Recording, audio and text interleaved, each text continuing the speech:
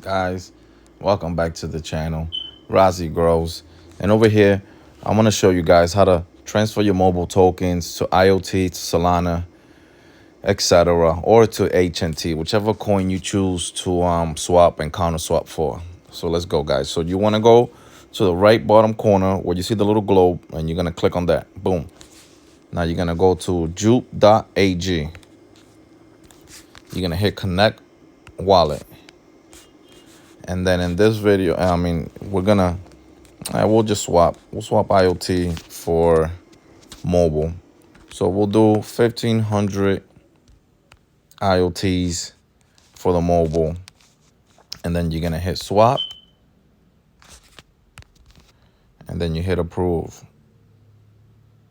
And then that's it, guys. That's how you do it. That's how you swap your counter swap coins for another coin. Now, let's say you need Solana tokens to do transactions and swaps and stuff. So then you want to click on Sol.